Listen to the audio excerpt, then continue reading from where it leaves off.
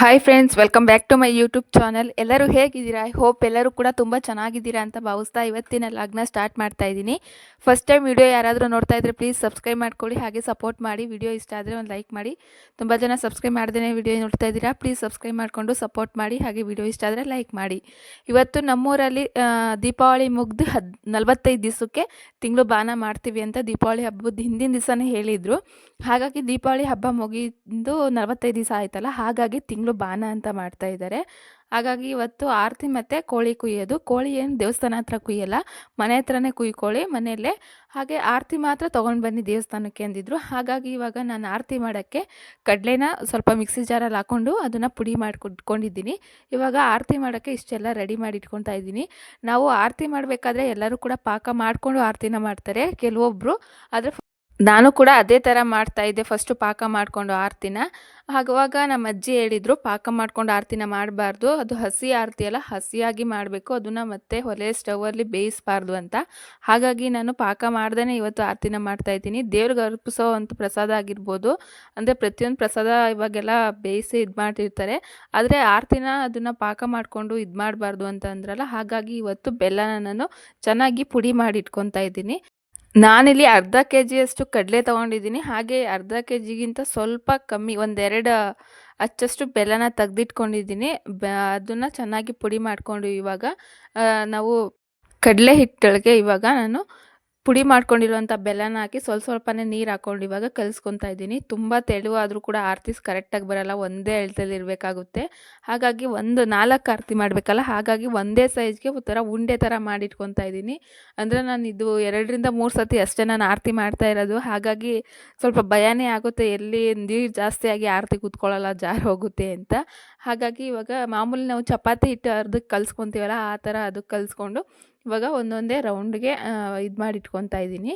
ಅಂದರೆ ಏನಂದರೆ ಒಂದೊಂದು ಸತಿ ಅಂದರೆ ಕಲಿಯೋದು ತುಂಬಾ ಇರುತ್ತೆ. ನಾವು ಓವರ್ ಕಾನ್ಫಿಡೆನ್ಸಲ್ಲಿ ಹೋಗಿ ನಮಗೆಲ್ಲ ಬರುತ್ತೆ ಅಂತ ಆಮೇಲೆ ಒಂದೊಂದು ಸತಿ ನಾವೇ ಎಡ್ವರ್ಟ್ ಮಾಡ್ಕೊತೀವಿ. ಹಾಗಾಗಿ ನಾನಿವಾಗ ಯಾಕೆ ಬೇಕು ಅಂತ ಈ ಥರ ರೌಂಡ್ಗೆ ಉಂಡೆ ಮಾಡಿಟ್ಕೊಂಡು ನೆಕ್ಸ್ಟು ಅದನ್ನು ಆರತಿ ತಟ್ಟೆನ, ಅಂದರೆ ನಾವು ಚಪಾತಿ ಲಟ್ಟಿಸ್ತೀವಲ್ಲ ಲಟ್ಟಿನ್ಗೆಲಿ, ಈ ಥರ ನೋಡಿ ತಟ್ಟಿ ಆರತಿ ಅದಕ್ಕೆ ತರ್ತಾ ಇದ್ದೀನಿ. ಅಂದರೆ ತುಂಬಾ ಚೆನ್ನಾಗಿ ಈ ಥರ ಮಾಡೋಕ್ಕೆ ನನಗೆಲ್ಲ ಇಷ್ಟ ಆಗುತ್ತೆ. ಒಬ್ರ ಹತ್ರ ನೋಡಿಕೊಂಡ್ರೆ ಬೇಗ ಕಲಿತೀನಿ ಅಡುಗೆನ, ಪರವಾಗಿಲ್ಲ. ಆದರೆ ಬೇರೆ ಒಂದು ಓದೋ ವಿಷಯದಲ್ಲಿ ಈ ಥರ ಇದ್ದಿದ್ರೆ ಎಲ್ಲೋ ಇರ್ತಿದ್ದೆ ಅನಿಸ್ಬಿಡುತ್ತೆ ಒಂದೊಂದು ಸತಿ. ನೋಡಿ ಈ ಥರ ಆರತಿ ಈ ಥರ ತಟ್ಕೊಂಡು ಇವಾಗ ಅದನ್ನು ಸಪ್ರೇಟಾಗಿ ಎತ್ತಿಟ್ಕೊತಾ ಇದ್ದೀನಿ. ಅಂದರೆ ಕೆಲವೊಬ್ಬರು ಎಳ್ಳಿನ ಆರತಿ, ಅಂದರೆ ಎಳ್ಳಿನ ಆರತಿ ಅಂದರೆ ನನಗಂತೂ ತುಂಬಾ ಇಷ್ಟ. ಹಾಗಾಗಿ ನಮ್ಮ ಮನೇಲಿ ಅಷ್ಟೊಂದು ಜಾಸ್ತಿ ಮಾಡಲ್ಲ. ಎಳ್ಳಿನ ಆರತಿ ಮಾಡ್ತಾರೆ, ಹಾಗೆ ಕಡಲೆ ಬೀಜ ಕಡಲೆ ಹಾಕಿ ಆರತಿ ಮಾಡ್ತಾರೆ. ನಾನು ಬರೀ ಇಲ್ಲಿ ಕಡಲೆ ಆರತಿ ಅಷ್ಟೇ ಮಾಡಿರೋದು. ನೋಡಿ ಈ ಥರ ತಟ್ಕೊಂಡು ರೌಂಡಾಗಿ ಇಟ್ಕೊತಾ ಇದ್ದೀನಿ. ಹಾಗೆ ಇದಕ್ಕೆ ಕೆಲವೊಬ್ಬರು ಆರತಿ ಅಂದರೆ ಬರೀ ಫ್ಲವರಲ್ಲೇ ಡೆಕೋರೇಟ್ ಮಾಡಿರ್ತಾರೆ. ನಮ್ಮ ಕಡೆ ಆ ಥರ ಆರತಿ ಮಾಡಲ್ಲ, ಈ ಥರ ಆರತಿನೇ ಮಾಡೋದು ಜಾಸ್ತಿ. ಅಂದರೆ ಬೇರೆ ಹಳ್ಳೀಲಿ, ಬೇರೆ ಸಿಟಿ ಸೈಡೆಲ್ಲ ಜಾಸ್ತಿ ನಾನು ಆರತಿ ಅಂದರೆ ಬರೀ ಹೂವಿನ ಅಲಂಕಾರನೇ ಇರುತ್ತೆ, ಅದರಲ್ಲಿ ಏನೂ ಇರಲ್ಲ, ಆ ಥರ ಇರುತ್ತೆ. ಆದರೆ ನಮ್ಮ ಸೈಡ್ ನೋಡಿ ಆರತಿ ಅಂದರೆ ಈ ಥರ ಮಾಡೋದು ನಾವು. ಅಂದರೆ ಪ್ರತಿಯೊಂದು ಜಾತ್ರೆಗಾಗಿರ್ಬೋದು, ಬಾನ, ತಿಂಗಳು ಬಾನ, ಮತ್ತು ಇದು ಹಬ್ಬಕ್ಕೆ ಈ ಥರ ಎಲ್ಲ ಕೆಲವೊಂದು ಆರತಿ ಮಾಡೋ ಪ್ರಸಂಗ ಇದ್ದಾಗ ನಾವು ಈ ಥರನೇ ಆರತಿ ಮಾಡೋದು. ತುಂಬಾ ಚೆನ್ನಾಗಿರುತ್ತೆ ಈ ಥರ ಮಾಡಿದ್ರೆ. ಬೇಕಿದ್ದರೆ ನಾವು ಇದಕ್ಕೆ ಏಲಕ್ಕಿ ಮತ್ತು ತುರಿದಿಟ್ಕೊಂಡಿರುವಂಥ ಒಣ ಕೊಬ್ಬರಿನೂ ಕೂಡ ಹಾಕ್ಕೋಬೋದು. ನಾನಿಲ್ಲಿ ಒಣ ಕೊಬ್ಬರಿ ಆಗಿರ್ಬೋದು, ಏಲಕ್ಕಿ ಅದು ಯಾವುದೂ ಹಾಕ್ಕೊತಿಲ್ಲ, ಸುಮ್ಮನೆ ನ್ಯಾಚುರಲಾಗಿ ಮಾಡ್ಕೊತಾ ಇದ್ದೀನಿ. ನೋಡಿ ಈ ಥರ ಇವಾಗ ಆರತಿ ಕೂಡ ರೆಡಿ ಆಯಿತು.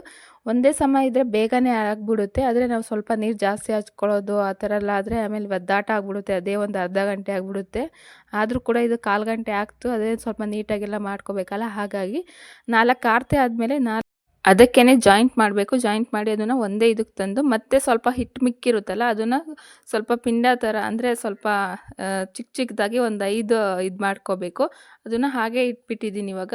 ನೆಕ್ಸ್ಟು ನಾವು ಆರತಿಗೆ ಎಲೆ ಮತ್ತು ಹೂವು, ಜಾಸ್ತಿ ಕಣಕ್ಲು ಹೂವು ಅಂತೀವಿ, ಅಂದರೆ ಶಿವಬಟ್ಲು ಹೂವು ಅಂತ ಕರೀತಾರಲ್ಲ, ಆ ಹೂವನ್ನ ಜಾಸ್ತಿ ಹಾಕ್ತಿದ್ರು ಅವಾಗೆಲ್ಲ.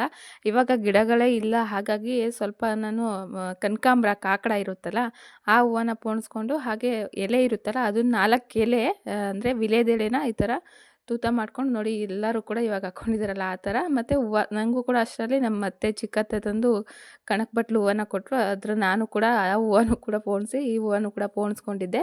ಹಾಗೆ ಇವಾಗ ಆಲ್ರೆಡಿ ದೇವಸ್ಥಾನ ಹತ್ರ ಬಂದು ಎಲ್ಲರೂ ಕೂಡ ಪೂಜೆ ಮುಗಿದು ಇವಾಗ ಆರತಿನ ಬೆಳಗ್ಕೊಂಡು ಹೊರಗಡೆ ಬರ್ತಾ ಇದ್ದಾರೆ. ನಮ್ಮೂರಲ್ಲಿ ಸ್ವಲ್ಪ ಜಾಸ್ತಿ ಜನ ಇದ್ರಲ್ಲ, ಹಾಗಾಗಿ ನಿಂತ್ಕೊಳ್ಳೋಕ್ಕೂ ಕೂಡ ಜಾಗ ಇರಲಿಲ್ಲ, ಹೊರಗಡೆ ಎಲ್ಲ ನಿಂತಿದ್ರು. ನಾನಿವಾಗ ಬಂದು ಅಂದರೆ ರಸು ಅಳ್ತಾ ಇದ್ದ. ನಾನು ಸೋನಿ ಮೂರೇ ಜನ ಬಂದಿದ್ದು.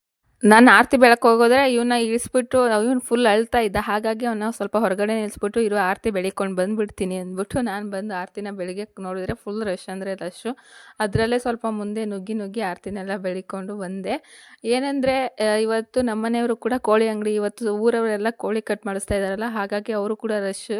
ಅವರು ಏನು ಬರೋಕ್ಕಾಗಲ್ಲ. ಮತ್ತು ಇನ್ನು ಮಾವ ಅದೇ ಕೋಳಿಸ್ಗೆ ಸ್ವಲ್ಪ ಹೆಲ್ಪ್ ಮಾಡೋದು, ಅವರೊಬ್ಬರೇ ನಿಂತ್ಕೊಂಡು ಇದು ಮಾಡೋಕ್ಕಾಗಲ್ಲ ಅಂತ ಅವರು ಹೆಲ್ಪ್ ಮಾಡ್ತಾರೆ. ಹಾಗೆ ಇನ್ನು ಅತ್ತೆ ಸ್ವಲ್ಪ ಎಲ್ಲ ಅಡುಗೆ ಮಾಡ್ತಾಯಿದ್ರು ಅವರೇನೆ. ನಾನು ಇನ್ನೇನು ಬೆಳಗ್ಲಿಂದ ಮನೆ ಕ್ಲೀನ್ ಮಾಡ್ಕೊಂಡು ನೆಲ ಒರೆಸ್ಕೊಂಡು ಅಡುಗೆ ಮಾಡ್ಕೊಂಡು ಬೆಳಗ್ಗೆ ತಿಂಡಿಗೆ, ಹಾಗೆ ಮಧ್ಯಾಹ್ನ ಆರತಿ ಗೀರ್ತಿ ಎಲ್ಲ ಮಾಡ್ಕೊಂಡು ನಾನು ಇವಾಗ ಬಂದೆ. ಹೇಗೋ ಅತ್ತೆ ಕೂಡ ಇವಾಗ ಅಡುಗೆ ಮಾಡಿದ್ದಾರೆ. ಹೋಗಿ ಅನ್ನ ಮುದ್ದೆ ಮಾಡಿದ್ರೆ ಮುಗೀತು. ನೋಡಿ ಫುಲ್ ರಶ್ಶು, ಹೋಗೋಕ್ಕೂ ಆಗಲ್ಲ ಬರೋಕ್ಕೂ ಆಗಲ್ಲ. ಅಂದರೆ ನಮ್ಮೂರಲ್ಲಿ ಸ್ವಲ್ಪ ದೇವಸ್ಥಾನ ಸ್ವಲ್ಪ ಚಿಕ್ಕದಾಗಿರೋದ್ರಿಂದ, ಅಂದರೆ ಸೈಡಲ್ಲೆಲ್ಲ ಬ್ಯಾಂಡ್ ಸೆಟ್ಟು ಅದೆಲ್ಲ ಇಟ್ಬಿಟ್ಟಿದ್ರಲ್ಲ, ಹಾಗಾಗಿ ಸ್ವಲ್ಪ ಜಾಗ ಆಗ್ತಿರಲಿಲ್ಲ. ಅಂದರೆ ಚಿಕ್ಕ ಹುಡುಗರಿಗೆ ತುಂಬಿಕೊಂಡ್ಬಿಟ್ಟಿದ್ರು ಫುಲ್ ಒಳಗಡೆ ಎಲ್ಲ, ಅವರೇ ಜಾಗ ಬಿಡ್ತಾ ಇರಲಿಲ್ಲ. ಹಾಗಾಗಿ ಇವಾಗ ಒಬ್ಬೊಬ್ಬರೇ ಬಂದು ಈ ಥರ ಆರತಿನ ಬೆಳಗ್ಗೆ ಇಲ್ಲಿ ನಮ್ಮೂರಲ್ಲಿ ನಮ್ಮ ದೇವಸ್ಥಾನದಲ್ಲಿ ಮರಿಯಮ್ಮ ದೇವಿ ಮತ್ತು ಮೈಲಾರಲಿಂಗೇಶ್ವರ ಸ್ವಾಮಿ ಅಂತ 2 ದೇವರಿದೆ. ಎರಡೂ ಕೂಡ ಜೋಳಿಗೆಯಲ್ಲಿ ಈ ಥರ ಈ ಕಡೆ ಮೈಲಾರಲಿಂಗೇಶ್ವರ ಸ್ವಾಮಿ ಮತ್ತು ಈ ಕಡೆ ಅಂದರೆ ಮರಿಯಮ್ಮ ದೇವಿನ ಕೂರಿಸಿದ್ದೀವಿ. ಅಂದರೆ ನಾನು ಹಿಂದಿನ ಲಾಗಲ್ಲಿ ರೆಗ್ಯುಲರ್ ಲಾಗ್ ನೋಡಿರೋರಿಗೆ ಗೊತ್ತಿರುತ್ತೆ. ಹಾಗೆ ಇವಾಗ ದೇವ್ರಿಗೆಲ್ಲ ಆರತಿ ಬೆಳ್ಕೊಂಡು ಬರೋ ಅಷ್ಟರಲ್ಲಿ ಸುಸ್ತಾಗ್ಬಿಡುತ್ತೆ. ಅಂದರೆ ತುಂಬ ರಶ್ ಇರುತ್ತಲ್ಲ, ಹಾಗಾಗಿ ಅದು ಬೇರೆ ದೀಪ ಎಲ್ಲ ಅಂಟಿಸಿರ್ತಾರೆ. ನಾವೆಲ್ಲ ಕೂದಲು ಬಿಟ್ಟಿರ್ತೀವಿ, ಮತ್ತು ದೀಪ ಎಲ್ಲ ಕೂದಲಿಗೆಲ್ಲ ಅಂಟ್ಕೊಂಡು ಇದಾಗ್ಬಿಟ್ರೆ ಅಂತ ಕಷ್ಟ. ಒಂದೊಂದು ಸತಿ ಹಾಗೆ ಆಗಿಬಿಡುತ್ತೆ. ಅಂದರೆ ಈ ದೀಪಾವಳಿ ಟೈಮಲ್ಲಿ ಜಾಸ್ತಿ ಆಗಿರುತ್ತೆ. ಅಂದರೆ ಮೇರ ಅಂತ ನಾವು ಮಾಡ್ತೀವಲ್ಲ ನಮ್ಮೂರ ಕಡೆ, ಅವಾಗೆಲ್ಲ ಜಾಸ್ತಿ. ಅಂದರೆ ನಾನು ಕೂಡ ಚಿಕ್ಕವಳಿದ್ದಾಗ ಮೇರ ಅಂತ ಹೋಗ್ತಿದ್ನಲ್ಲ, ಅಂದರೆ ಮದುವೆಗಿಂತ ಮುಂಚೆ ಅವಾಗೆಲ್ಲ ಕೂದಲಿಗೆಲ್ಲ ಇಟ್ಬಿಡ್ತಿದ್ವು. ಅದೆಲ್ಲ ನೆನಪು ಬರುತ್ತೆ ಇವಾಗ. ಅಂದರೆ ದೀಪ ಎಲ್ಲ ಅಂಟಿಸಿರ್ತೀವಲ್ಲ, ಒಬ್ಬರು ಹತ್ರ ಒಬ್ಬರು ನಿಂತ್ಕೊಳ್ಬೇಕಾದ್ರೆ ಅಂಟ್ಕೊಬಿಡುತ್ತೆ, ಕೂದಲೆಲ್ಲ ಬಿಟ್ಟಿರ್ತೀವಲ್ಲ. ಹಾಗಾಗಿ ಇವಾಗ ನಾನು ಕೂಡ ಫೈನಲಿ ಬಂದ್ಬಿಟ್ಟು ಇವಾಗ ಆರತಿನೆಲ್ಲ ಬೆಳಿಕೊಂಡು ಹಾಗೆ ಅಲ್ಲಿಂದ ಬರ್ತಾಯಿದ್ದೆ. ಅಂದರೆ ನಾವು ಪೂಜೆಗೆಲ್ಲ ತೊಗೊಂಡೋಗಿರ್ತೀವಲ್ಲ ತೆಂಗಿನಕಾಯಿ ಬಾಳೆಹಣ್ಣು, ಹಾಗಾಗಿ ಅಲ್ಲೆಲ್ಲ ಪೂಜೆ ಮಾಡಿಕೊಟ್ಟಿರ್ತಾರೆ. ದೇವ್ರ ಪ್ರಸಾದನೆಲ್ಲ ಇಸ್ಕೊಂಡು ಹೊರಗಡೆ ಬರೋಷ್ಟರಲ್ಲಿ ಸಾಕಾಗ್ಬಿಟ್ಟಿರುತ್ತೆ. ಅಂದರೆ ತುಂಬ ವೀಡಿಯೋ ಇತ್ತು ನನಗೆ. ಸ್ವಲ್ಪ ಹಳ್ಳೀಲಿ ಈ ಥರ ವೀಡಿಯೋ ಮಾಡೋಕ್ಕೆ ಒಂದು ಥರ ಅನಿಸ್ತಾ ಇರುತ್ತೆ. ಒಬ್ಬೊಬ್ಬರು ಆಡ್ಕೊತಾರೆ, ಹಾಗಾಗಿ ನಂಗೆ ಜಾಸ್ತಿ ವೀಡಿಯೋಕ್ಕೆ ಮಾಡೋಕ್ಕಾಗಲಿಲ್ಲ. ಅಂದರೆ ಒಂದು ಪಾಪು ಕೈಲಿ ಕೊಟ್ಟಿದ್ದೆ, ಅವ್ನ ಹುಡ್ಗನ ಕೈಲಿ, ಅವನು ಸ್ವಲ್ಪ ವೀಡಿಯೋ ಮಾಡಿಕೊಟ್ಟಿದ್ದಾನೆ ಅಷ್ಟೇ. ಇವಾಗ ಒಳಗಡೆ ಎಲ್ಲ ದೀಪ ಎಲ್ಲ ಅಂದರೆ ಆರತಿನೆಲ್ಲ ಈ ಥರ ಬೆಳ್ಕೊಂಡು ಮತ್ತೆ ದೇವಸ್ಥಾನ ಸುತ್ತ ಒಂದು ರೌಂಡ್ ಬಂದು ಅಲ್ಲಿ ತೆಂಗಿನ ಮರ ಇದೆಯಲ್ಲ, ಅಲ್ಲಿ ಹೂವು ಮತ್ತು ಅಂದರೆ ನಾವು ಎಲೆ ಎಲ್ಲ ಹಾಕಿರ್ತೀವಲ್ಲ ಅದನ್ನೆಲ್ಲ ತೆಗ್ದು ಅಲ್ಲಿ ಇಟ್ಟು ಬಂದರೆ ಮುಗೀತು. ಹಾಗೆ ಮನೇಲಿ ಬಂದು ಮಾಮೂಲಿ ಸಾಂಬಾರು ಅನ್ನ ತಿನ್ಕೊಳ್ಳೋದಷ್ಟೇ. ಅಷ್ಟೇ ಆರತಿ ಅಂದರೆ ಬಾನ ಅಂದರೆ ಕೆಲವೊಂದು ಕಡೆ ಕೆಲವೊಂದು ಥರ ಚೆನ್ನಾಗಿ ಮಾಡ್ತಾರೆ. ಇಲ್ಲಿ ದೇವಸ್ಥಾನ ಹತ್ರ ಕೋಳಿ ಎಲ್ಲ ಕುಯ್ಯಂಗಿಲ್ವಲ್ಲ, ಹಾಗಾಗಿ ಬರೀ ಆರತಿ ತೊಗೊಂಡು ಬಂದಿರೋದಲ್ಲ, ಹಾಗಾಗಿ ಅಲ್ಲಿಂದೆಲ್ಲ ಮುಗಿಸ್ಕೊಂಡು ಮತ್ತೆ ಮನೆ ಹತ್ರ ಬಂದು ಇವಾಗ ಪೂಜೆನೆಲ್ಲ ಮಾಡಿಕೊಂಡೆ. ಅಂದರೆ ಬೆಳಗ್ಗೆನೇ ಎಲ್ಲ ದೇವ್ರ ಮನೆಯೆಲ್ಲ ಕ್ಲೀನ್ ಮಾಡ್ಕೊಬಿಟ್ಟಿದ್ದೆ. ಅಂದರೆ ಸ್ವಲ್ಪ ಹೂವು ತರೋದು ಲೇಟಾಗಿತ್ತು. ಅಂದರೆ ನನ್ನ ನಾದಿನಿ ಒಬ್ಬಳು ಕಾಲೇಜ್ಗೆ ಹೋಗ್ತಾಳಲ್ಲ, ಅವಳ ಕೈಯಲ್ಲಿ ಹೂವು ಎಲ್ಲ ತರಿಸಿದ್ದೆ. ಹಾಗಾಗಿ ಅವಳು ಬರೋಷ್ಟರಲ್ಲಿ ಲೇಟೇ ಆಯಿತು. ಅವಳು ತಂದು ಹೂವು ಕೊಡೋಷ್ಟರಲ್ಲಿ ಇವಾಗ ಸಾಯಂಕಾಲ ಆಗೇ ಬಿಟ್ಟಿತ್ತು. ಹಾಗೆ ಇವಾಗ ಕುಂಕುಮ ಹಾಗೆ ಹೂವನ್ನೆಲ್ಲ ಇಟ್ಟು ಇವಾಗ ದೀಪ ಎಲ್ಲ ಹಚ್ಚಿ ಉದ್ಗಡ್ಡಿ ಎಲ್ಲ ಬೆಳ್ಕೊತಾ ಇದ್ದೀನಿ. ಹಾಗೆ ನೆಂಟರಿಗೆ ಹೇಳಿದ್ವು, ಅಂದರೆ ಅಮ್ಮ, ಚಿಕ್ಕಪ್ಪ ಮತ್ತು ಅತ್ತೆಯವ್ರಿಗೆ ಹೇಳಿದ್ವು. ಇವಾಗ ಅಮ್ಮನೂ ಕೂಡ ಬರೋಕ್ಕಾಗಲ್ಲ ಮತ್ತು ಚಿಕ್ಕಪ್ಪವರು ಕೂಡ ಬರೋಕ್ಕಾಗಲಿಲ್ಲ. ಹಾಗಾಗಿ ಚಿಕ್ಕತ್ತೆ ಒಬ್ಬರು ಬರ್ತೀನಿ ಅಂದಿದ್ರು, ಅವರು ಕೂಡ ಬರೋ ಟೈಮ್ ಕಾಣಿಸ್ತಿಲ್ಲ. ಅವರು ಸ್ವಲ್ಪ ಲೇಟಾಗಿ 5 ಗಂಟೆಗೆ ಬರ್ತೀನಿ. ಇವಾಗೆಲ್ಲ ಹಳ್ಳಿ ಕಡೆ ಎಲ್ಲ ರಾಗಿ ತೆನೆ ಕುಯ್ಯಿಸ್ತಾ ಇದ್ದಾರಲ್ಲ, ಹಾಗಾಗಿ ಬರೋದು ಸ್ವಲ್ಪ ಲೇಟ್ ಆಗುತ್ತೆ. ಒಂದು 5-6 ಗಂಟೆಗೆ ಬರ್ತೀನಿ ಅಂದಿದ್ರು. ನೋಡೋಣ ಯಾರು ಬರ್ತಾರಾ ಬರಲ್ವ ಅಂದ್ಬಿಟ್ಟು ನಾವು ಸ್ವಲ್ಪ ಒಂದು 6 kg ಅಷ್ಟು ಕೋಳಿ ಕಟ್ ಮಾಡಿಬಿಟ್ಟಿದ್ವು. ಹಾಗಾಗಿ ಅಂದರೆ ಸ್ವಲ್ಪ ಚಿಕ್ಕಪ್ಪವರು ಬರ್ತೀನಿ ಅಂತ ಹೇಳಿದ್ರಲ್ಲ, ಮತ್ತು ಲಾಸ್ಟ್ ಮೂಮೆಂಟಲ್ಲಿ ಬಂದರೆ ಆಮೇಲೆ ಸಾಲಲ್ಲ ಅಂದ್ಬಿಟ್ಟು ನಾವು ಸ್ವಲ್ಪ ಜಾಸ್ತಿನೇ ಅಡುಗೆ ಮಾಡ್ಕೊಬಿಟ್ಟಿದ್ವು. ಅಷ್ಟರಲ್ಲಿ ಚಿಕ್ಕತ್ತೆ ಮತ್ತು ಮಾವ ಇಬ್ಬರೇ ಬಂದಿದ್ದು, ಇನ್ಯಾರು ಕೂಡ ನೆಂಟರು ಬಂದಿರಲಿಲ್ಲ. ಹಾಗೆ ಹೊರಗಡೆ ಎಲ್ಲ ದೀಪ ಎಲ್ಲ ಹಚ್ಚಿ, ಹಾಗೆ ಇಲ್ಲೂ ಕೂಡ ಹೊರಗಡೆ ಫೋಟೋಗೆಲ್ಲ ಕುಂಕುಮ ಮತ್ತು ಹೂವನ್ನೆಲ್ಲ ಇಟ್ಟು ಪೂಜೆ ಮಾಡ್ಕೊತಾ ಇರ್ತೀವಿ. ನಾವು ಒಳಗಡೆ ಅಂದರೆ ಹಾಲಲ್ಲೆಲ್ಲ ನಾವು ಚಿಕನ್ ಸಾರಾಗಲಿ ಮಟನ್ ಸಾರು ತರಲ್ಲ, ಹೊರಗಡೆ ಅಷ್ಟೇ ನಾವು ಚಿಕನ್ ಸಾರು ಮಟನ್ ಸಾರು ತಿನ್ನೋದು. ಇಲ್ಲಿ ಒಳಗಡೆ ದೇವ್ರ ಮನೆ ಇದೆಯಲ್ಲ, ಹಾಗಾಗಿ ಇಲ್ಲಿ ತರಲ್ಲ. ಹಾಗೆ ಇವಾಗ ಪೂಜೆ ಎಲ್ಲ ಮುಗಿಸ್ಕೊಂಡು ಅತ್ತೆ ಕೂಡ ಎಲ್ಲ ಅಡುಗೆ ಕೂಡ ಮುಗಿಸಿದ್ರು ನೋಡಿ. ಅಂದರೆ ಬೋಟಿ ಗೊಜ್ಜು ಅಂತೀವಲ್ಲ, ಚಿಕನ್ ಬೋಟಿ ಗೊಜ್ಜು ಆ ಥರ ಮಾಡಿದರು. ಟೇಸ್ಟ್ ಅಂತೂ ಸಖತ್ತಾಗಿತ್ತು. ಹಾಗೆ ಅದನ್ನೆಲ್ಲ ಇಟ್ಬಿಟ್ಟು ಹಾಗೆ ಮುದ್ದೆಗೆ ಒಂದು ಕಡೆ, ಅನ್ನಕ್ಕೆ ಒಂದು ಕಡೆ ಇಟ್ಟಿದ್ದೆ. ಹಾಗೆ ಸಾಂಬಾರು ಬೆಳಗ್ಗೆ ಮಾಡಿದ ತರಕಾರಿ ಸಾಂಬಾರು ಕೂಡ ಹಾಗೆ ಇತ್ತು, ಅದನ್ನು ಕೂಡ ಬಿಸಿ ಮಾಡಿಕೊಂಡು ಅತ್ತೆ ಅದಕ್ಕೆ ಸ್ವಲ್ಪ ತೆಂಗಿನಕಾಯಿ ತುರಿಯೆಲ್ಲ ತುರಿದು ಹಾಕ್ಕೊಂಡಿದ್ರು. ಅದಕ್ಕೆ ತೆಂಗಿನಕಾಯಿ ತುರಿ ಎಲ್ಲ ತುರಿದಾಕ್ಬಿಟ್ಟು ಹಾಗೆ ಸಾಂಬಾರು ಕೂಡ ರೆಡಿಯಾಗಿತ್ತು. ಸಾಂಬಾರು ಸ್ವಲ್ಪ ಗಟ್ಟಿನೇ ಆಗಿಬಿಟ್ಟಿತ್ತು, ಅಂದರೆ ಜಾಸ್ತಿ ಈ ಥರ ಸ್ಟವಲ್ಲಿ ಇದು ಮಾಡಿದಾರಲ್ಲ, ಹಾಗಾಗಿ ಎಲ್ಲ ಚೆನ್ನಾಗಿ ಬೆಂದು ನೀರೇ ಹಿಂಗೋಗಿತ್ತು. ಹಾಗಾಗಿ ಮತ್ತೆ ಅದಕ್ಕೆ ಬಿಸಿನೀರು ಮಾಡಿ ಹಾಕಿದೆ. ನೋಡಿ ನೀರೇ ಇಲ್ಲ, ಫುಲ್ ಗಟ್ಟಿಯಾಗಿಬಿಟ್ಟಿತ್ತು ಸಾಂಬಾರು. ಚಿಕನ್ ಸಾರು ಜಾಸ್ತಿ ಮಾಡಿಬಿಟ್ಟಿದ್ದೀವಿ, ಯಾರೂ ಕೂಡ ಬಂದಿಲ್ಲ. ಹಾಗೆ ಎಲ್ಲರೂ ಕೂಡ ಇವಾಗ ಕೂತ್ಕೊಂಡು ಫೈನಲ್ಲಾಗಿ ಈ ಥರ ಊಟ ಮಾಡ್ತಾಯಿದ್ದೀವಿ. ಸೋನಿಗಂತೂ ಈ ಥರ ಎಲ್ಲರೂ ಕೂಡ ಕುತ್ಕೊಂಡು ಈ ಥರ ಊಟ ಮಾಡಬೇಕಂದ್ರೆ ಅವಳಿಗಂತೂ ತುಂಬಾ ಇಷ್ಟ. ಎಲ್ಲರಿಗಿಂತ ಮುಂಚೆನೇ ಕುತ್ಕೊಂಡ್ಬಿಡ್ತಾಳೆ ಈ ಥರ ಊಟ ಮಾಡೋಕ್ಕೆ. ಹಾಗೆ ಕೂಡ ಎಲ್ಲರೂ ಇವಾಗ ಕೂತ್ಕೊಂಡು ಒಬ್ಬೊಬ್ಬರೇ ಇವಾಗ ಏನು ಕುತ್ಕೊಳ್ಳೋದು ಅಂತ ಎಲ್ಲರೂ ಒಟ್ಟಿಗೆ ಕುತ್ಕೊಬಿಟ್ಟಿದ್ದು ಊಟಕ್ಕೆ. ಹಾಕ್ಕೊಂಡ್ರೆ ಆಗುತ್ತೆ, ಮಧ್ಯದಲ್ಲೆಲ್ಲ ಪಾತ್ರೆ ಎಲ್ಲ ಇಟ್ಕೊಂಡು. ಹಾಗೆ ಫೇಸ್ ತೋರಿಸ್ತಾ ಇಲ್ಲ, ಹಾಗೆ ವೀಡಿಯೋ ಮಾಡಿಕೊಂಡೆ.